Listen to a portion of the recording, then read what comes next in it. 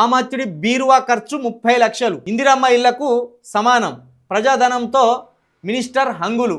ఈ నెల 5న ఉత్తర్వులు. ఈ నెల 5న ప్రభుత్వ ఉత్తర్వులు. సోషల్ మీడియాలో విమర్శలు. ఇక్కడ బంజారా హిల్స్లో మంత్రుల క్వార్టర్స్ ఉంటుంది.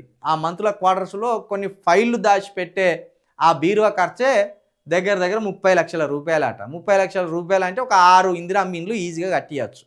అంటే 6 కుటుంబాలకు తల దాచుకోవడానికి, సంసారం చేయడానికి ఇండ్లు తయారవుతాయి. ఈ 6 ఇండ్లకు సరిపడే ధనాన్ని ఒక మంత్రి గారి ఇంట్లోనో ఆఫీస్లోనో ఒక బీరో కొనడానికి సరిపోయినాయట. ఆ బీరోలో ఏమన్నా పెడతానులా అంటే ఏం లేదు, ఫైల్లే పెడతారు. అయితే ఆ బీరోకి ఏం చేసినట, బంగారు పూత పూసినలాట. బంగారు కోటింగ్ వేసి ఆ బంగారు కోటింగ్ వేసిన దాని లోపల ఈ ఫైళ్ళు పెడతానులాట. మరి దర్జాను చూపించుకోవడానికి, దర్పాన్ని చూపించుకోవడానికి ఇట్లా మంత్రులు తమ ఆఫీసుల్లో కావచ్చు, తమ ఇండ్లలో కావచ్చు, తమ అధికారంలో ఉన్నామని ఈ రకమైన కార్యక్రమాలకు శ్రీకారం చుడుతున్నారు. ప్రగతి భవన్లో బంగారు టాయిలెట్లు ఉన్నాయి, బంగారు కిటికీలు ఉన్నాయి, బంగారు బెడ్లు ఉన్నాయి, బంగారు చెంబులు ఉన్నాయి అని ఓ దుష్ప్రచారం చేసిండు.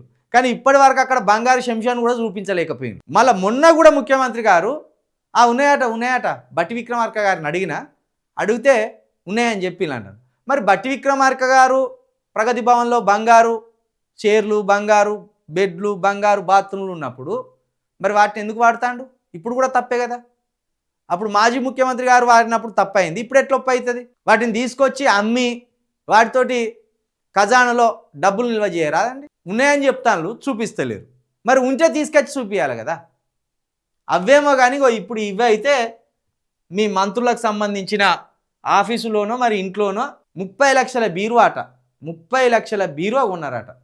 మరి దీన్ని ఖచ్చితంగా ముఖ్యమంత్రి గారు అర్థం చేసుకోవాలి. 30 లక్షల బీరువాలో ఏం పెడతాను? బంగారు కట్టలు పెడతానులా? బంగారం దాచి పెడతానులా? ఏం దాచి పెడతాను?